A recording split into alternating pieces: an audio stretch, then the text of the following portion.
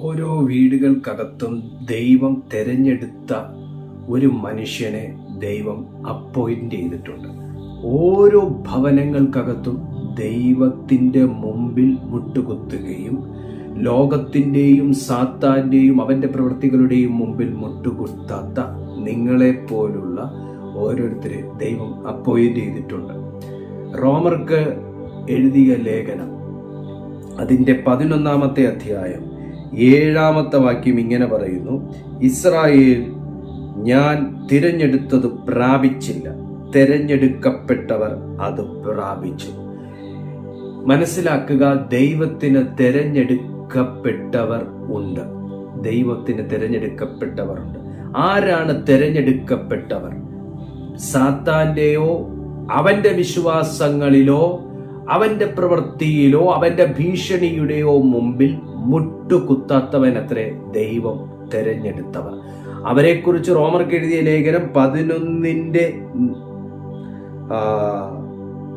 4-ാമത്തെ വാക്യം ഇങ്ങനെ പറയുന്നു: ബാലിന് മുട്ടുകുത്താത്ത 7000 പേരെ ഞാൻ എനിക്കായി ശേഷിപ്പിച്ചിരിക്കുന്നു. ദൈവം ഒരു വേദന പറയുന്നു: ഞാൻ തെരഞ്ഞെടുത്തത് അവർ പ്രാപിച്ചില്ല. ഇസ്രായേൽ താൻ തെരഞ്ഞെടുത്തത് പ്രാപിച്ചില്ല, തെരഞ്ഞെടുക്കപ്പെട്ടവർ അത് പ്രാപിച്ചു. നോക്കിക്കേ, എനിക്ക് ഇന്നത്തെ സന്ദേശത്തിലൂടെ നിങ്ങളോട് പറയാനുള്ളത്, ദൈവം നിങ്ങളെക്കുറിച്ച് ആഗ്രഹിക്കുന്നത് നിങ്ങൾ തിരഞ്ഞെടുക്കാൻ പഠിക്കുക.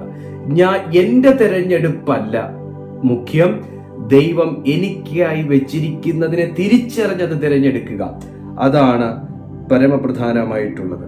മുഴു മനുഷ്യന്റെയും വേദനയാണത്. ഞാൻ ആഗ്രഹിച്ചത് പ്രാപിച്ചില്ല, ഞാൻ ആഗ്രഹിച്ചത് നേടിയില്ല എന്നുള്ളത്. പക്ഷേ ദൈവത്തിന്റെ ആത്മാവിൽ ഞാൻ നിങ്ങളോട് പറയുന്നു, ദൈവം നിങ്ങൾക്കായി ഒരുക്കിയത് നിങ്ങൾ പ്രാപിക്കാൻ പോകുകയാണ്. പ്രിയപ്പെട്ട സുഹൃത്തെ, ദൈവം നിങ്ങൾക്കായി വെച്ചത് നിങ്ങൾ എടുക്കാൻ പോവുകയാണ്. റോമർക്ക് എഴുതിയ ലേഖനം 9:31 പറയുന്നു: നീതിയുടെ പ്രമാണം പിന്തുടർന്ന ഇസ്രായേലോ ആ പ്രമാണത്തിങ്കൽ എത്തിയില്ല. 1 തെരഞ്ഞെടുത്തില്ല, 2 പ്രാപിച്ചില്ല, 3 എത്തിയില്ല. ആർക്കാണ് ഇതൊക്കെ സാധിക്കുക? ഇവിടെ അസാധ്യതകളെ കുറിച്ചാണ് പറയുന്നത്. ഇസ്രായേൽ അവർ തെരഞ്ഞെടുത്തത് അവർ പ്രാപിച്ചില്ല, അവരെത്തിയില്ല, അവർ നേടിയില്ല, അവർക്ക് ലഭിച്ചില്ല, ഇങ്ങനെ പറയുന്നു. എന്നാൽ ദൈവം തെരഞ്ഞെടുത്ത ബാലിന്റെ മുമ്പിൽ മുട്ടുകുത്താത്ത ശേഷിപ്പ് എത്തി, തെരഞ്ഞെടുത്തു, പ്രാപിച്ചു. എന്നെ കേൾക്കുന്ന പ്രിയപ്പെട്ട സുഹൃത്തെ, നിങ്ങളുടെ ജീവിതത്തിൽ ഇങ്ങനത്തെ ഒരു ദുഃഖമുണ്ടോ? എത്തിയില്ല, നേടിയില്ല, ലഭിച്ചില്ല, പ്രാപിച്ചില്ല. കർത്താവ് അവസ്ഥയ്ക്ക് വ്യത്യാസം വരുത്താൻ പോവുകയാണ്. ദൈവത്തിന്റെ തെരഞ്ഞെടുപ്പിൽപ്പെട്ട വ്യക്തിയാണ് താങ്കളെന്ന് ഉറപ്പുവരുത്തുക. ദൈവം വളരെ ആഴത്തിൽ ഇന്ന് ആരോട് സംസാരിക്കുകയാണ്. ദൈവത്തിന്റെ തെരഞ്ഞെടുക്കപ്പെട്ട വ്യക്തിയാണ് താങ്കൾ. ഞാൻ തുടക്കത്തിൽ പറഞ്ഞില്ലേ, ഓരോരുത്തരെ സ്വർഗം അപ്പോയിന്റ് ചെയ്തിട്ടുണ്ട് ഓരോ ഭവനങ്ങൾക്കകത്ത്. നിങ്ങളുടെ വീട്ടിൽ ദൈവം തെരഞ്ഞെടുത്തൊരു വ്യക്തിയാണ് നിങ്ങൾ. തെരഞ്ഞെടുക്കപ്പെട്ടവന്റെ ജീവിതത്തിൽ ദൈവം പല കാര്യങ്ങൾ അലോട്ട് ചെയ്ത് വെച്ചിട്ടുണ്ട്. ഒരാമേൻ പറയും, ഒരാമേൻ താഴെ ടൈപ്പ് ചെയ്തേ. തെരഞ്ഞെടുക്കപ്പെട്ടവന് വേണ്ടി ദൈവം ചില കാര്യങ്ങൾ സെറ്റ് ചെയ്ത് വെച്ചിട്ടുണ്ട്. ആ സെറ്റിൽമെന്റിലേക്ക് കർത്താവ് അവനെ കൊണ്ടുപോകുന്ന ഒരു ടൈം വരെ അവൻ കാത്തിരിക്കണം. ഹല്ലേലൂയ. ഈ കാത്തിരിപ്പിനകത്ത് ഒന്നുമില്ലാത്തവനെ പോലെ ഇരിക്കുക എന്നല്ലേ കാത്തിരിപ്പിന്റെ അർത്ഥം. ബൈബിൾ പറയുന്ന കാത്തിരിപ്പിനകത്ത്, കാത്തിരിക്കലിന്റെ കാലത്തിൽ അവൻ ദൈവസന്നിധിയിൽ നിന്ന് പുതിയ ബലം നേടുകയാണ്. Hallelujah, praise God. ഇവിടെ ബൈബിൾ പറയുന്നത് നോക്കിയേ, റോമർക്ക് എഴുതിയ ലേഖനം 9:23: ജാതികളിൽ നിന്നും വിളിച്ച് തേജസ്സിനായി മുന്നൊരുക്കിയ കരുണാപാത്രങ്ങളായ നമ്മിൽ. ദൈവം എന്തിനാ നിങ്ങളെ വിളിച്ചേ? കണ്ണുനീര് കുടിക്കാനാണോ? കഷ്ടത അനുഭവിക്കാനാണോ? പരാജയപ്പെടാനാണോ? നിന്ദിക്കപ്പെടാനാണോ? അവമാനിക്കപ്പെടാനാണോ? അല്ല, തേജസ്സിനായി മുന്നൊരുക്കിയ മീൻസ് എന്നെ ഒരുക്കുന്ന ഒരു ദൈവം. പലരും അലങ്കോലപ്പെടുത്തിയ വ്യക്തിയാണ് ഞാനും നിങ്ങളും ഒക്കെ. പലരും വികൃതമാക്കിയ വ്യക്തിത്വങ്ങളാണ് ഞാനും നിങ്ങളും ഒക്കെ. പക്ഷെ ബൈബിൾ പറയുന്നു, ഒരുക്കുന്ന ദൈവം. അവൻ മുന്നൊരുക്കുന്നു, അവൻ എന്നെ ഒരുക്കുന്നു. താൻ മുന്നൊരുക്കുന്ന പദ്ധതിക്കായി അവൻ എന്നെ ഒരുക്കുന്നു. നിങ്ങളൊന്ന് തിരിഞ്ഞു ചിന്തിച്ചേ. നിങ്ങൾ കർത്താവിന്റെ ഈ സ്നേഹത്തിലേക്ക് കടന്നു വന്ന ഈ നാളുകൾക്ക് മുൻപേ നിങ്ങളുടെ നേച്ചർ എന്തായിരുന്നു, നിങ്ങളുടെ ക്യാരക്ടർ, നിങ്ങളുടെ ആകെ മൊത്തം നിങ്ങളൊന്ന് ചിന്തിച്ചേ. നിങ്ങൾ ഇതായിരുന്നു, ഞാൻ എന്തായാലും ഇതല്ല, ഞാൻ എന്തായാലും ഇങ്ങനെയല്ല, എൻ്റെ ക്യാരക്ടർ ഇങ്ങനെയല്ല, എൻ്റെ സ്വഭാവം ഇങ്ങനെയല്ല, എൻ്റെ സംസാരം ഇങ്ങനെയല്ല, എൻ്റെ തീരുമാനങ്ങൾ ഇങ്ങനെയല്ല. അപ്പോ മുന്നൊരുക്കിയ തേജസ്സിനായി എന്നെ തെരഞ്ഞെടുത്ത ദൈവം എന്നെ ഒരുക്കി. ഓ ഹല്ലേലൂയ. ഞാനൊരു ദൂത് നിങ്ങളോട് പറയാണ്, നിങ്ങൾക്ക് കഴിയാത്ത കാര്യങ്ങളിലേക്ക് നിങ്ങളെ ഒരുക്കി പ്രാപ്തനാക്കി എടുക്കുന്ന ഒരു സർവശക്തന്റെ കരം ഇന്ന് നിന്റെ മേൽ വരാൻ പോവുകയാണ്. ഹല്ലേലൂയ. നിങ്ങൾക്ക് കഴിയത്തില്ലെന്ന് പറയുന്നു, നിങ്ങളുടെ മക്കൾക്ക് കഴിയത്തില്ലെന്ന് പറയുന്നു. ആ കാര്യങ്ങളിലേക്ക് നിങ്ങൾ തിരഞ്ഞെടുക്കപ്പെട്ട ഒരു വ്യക്തിയാണ് എന്ന് നിങ്ങൾക്ക് ബോധ്യമുണ്ടെങ്കിൽ, അവൻ മുന്നൊരുക്കിയ തേജസ്സിനു വേണ്ടി ഇന്ന് എന്നെ ഒരുക്കിയെടുത്തതുപോലെ ദൈവത്തിന്റെ ഒരുക്കപ്പെടലിന് വേണ്ടി വിട്ടുകൊടുത്താൽ അവൻ ഒരുക്കിയെടുക്കും. അതിനാ പരിശുദ്ധാത്മാവിനെ നമുക്ക് തന്നിരിക്കുന്നത്. ആമേൻ, ആമേൻ. പാപത്തെക്കുറിച്ചും നീതിയെക്കുറിച്ചും ന്യായവിധിയെക്കുറിച്ചും ഒന്നും അറിയാത്തൊരു മനുഷ്യന്റെ ജീവിതത്തിലേക്ക് പരിശുദ്ധാത്മാവ് വരുമ്പോൾ അവൻ എങ്ങനെ ആ കാര്യങ്ങളെ കുറിച്ച് ബോധവാനാകുമെന്ന് പറയും? അങ്ങനെ ഒരുക്കിയെടുക്കുന്ന ഒരു ദൈവമില്ലെങ്കിൽ, അങ്ങനെ ആക്കിയെടുക്കുന്ന ഒരു സ്പിരിറ്റ് ഇല്ലെങ്കിൽ എങ്ങനെ പറയും? പാപത്തെക്കുറിച്ച്, നീതിയെക്കുറിച്ച്, ന്യായവിധിയെക്കുറിച്ച് ബോധമില്ലാത്ത ഒരു മനുഷ്യൻ, എന്നാൽ അവൻ പിന്നത്തേതിൽ ബോധമുള്ളവനാകുന്നു. ഇല്ലാതിരുന്നവൻ ഉള്ളവനാകുന്നു, കഴിവില്ലാതിരുന്നവൻ കഴിവുള്ളവനാകുന്നു, തീരുമാനമില്ലാതിരുന്നവൻ തീരുമാനമുള്ളവനാകുന്നു. പരിശുദ്ധാത്മാവ് വരുമ്പോൾ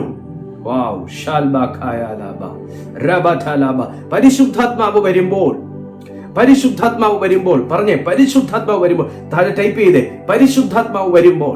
ഓ ഹല്ലേലൂയ. ഇന്ന് നിങ്ങൾ പ്രാർത്ഥിക്കേണ്ട എന്താണെന്നറിയാമോ?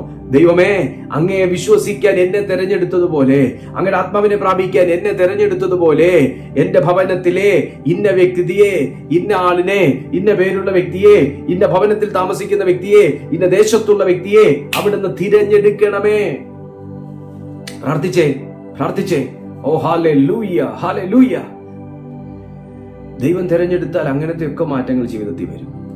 ദൈവത്തിന് ഒരു സങ്കടം, ഇസ്രായേൽ താൻ തെരഞ്ഞെടുത്തത് പ്രാപിച്ചില്ല. ദൈവത്തിന്റെ അനുവാദമില്ലാതെ നമ്മൾ തിരഞ്ഞെടുക്കുന്ന ഒരു കാര്യം നമ്മൾ പ്രാപിക്കത്തില്ല.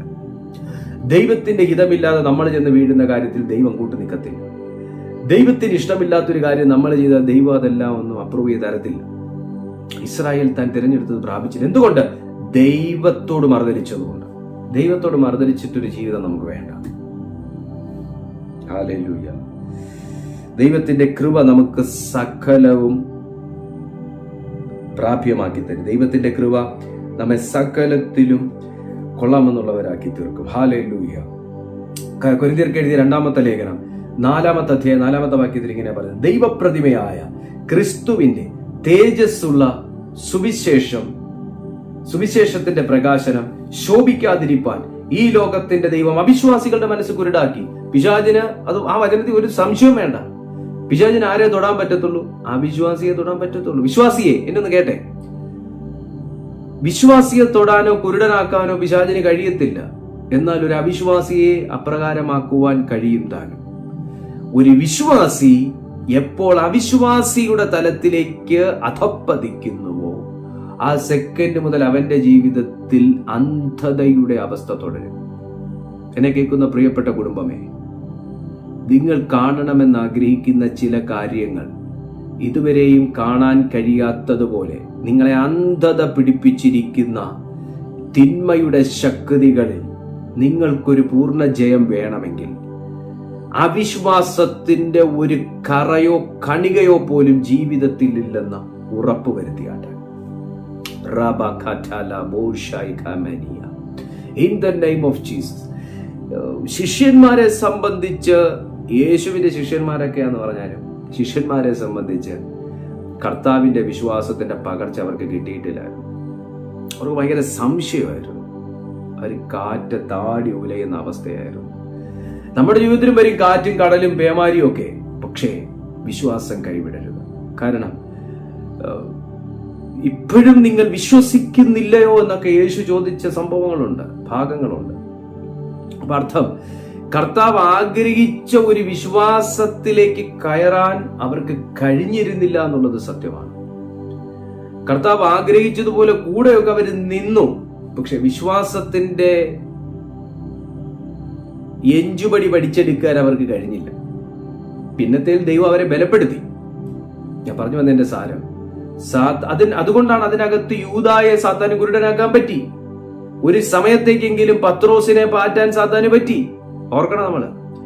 അപ്പോൾ നമ്മൾ സീരിയസ് ആയിട്ട് വളരെ ഗൗരവകരമായി ചിന്തിക്കുക. ഈ ലോകത്തിന്റെ ദൈവത്തിന് ഒരു വിശ്വാസിയുടെ കണ്ണ് കുരുടാക്കാൻ പറ്റത്തില്ല. എന്നാൽ ഒരു അവിശ്വാസിയെ അവന് നിഷ്പ്രയാസം കുരുടനാക്കാൻ കഴിയും താനും. ഇന്ന് ഈ സന്ദേശം കേൾക്കുമ്പോൾ പ്രിയപ്പെട്ട സുഹൃത്തെ, നിങ്ങളുടെ കാത് കേട്ടത്, നിങ്ങളുടെ കണ്ണ് കണ്ടത്, നിങ്ങളുടെ കാത് കേട്ടത് നിങ്ങളുടെ കണ്ണ് കാണും. നിങ്ങളുടെ ആത്മാവിൽ ദൈവം ചൊല്ലിയത് നിങ്ങളുടെ മുമ്പിൽ ദൈവം കൊണ്ടുവരും. എന്താ വേണ്ടേ? ദൈവം തെരഞ്ഞെടുത്തവനായി തീരുക.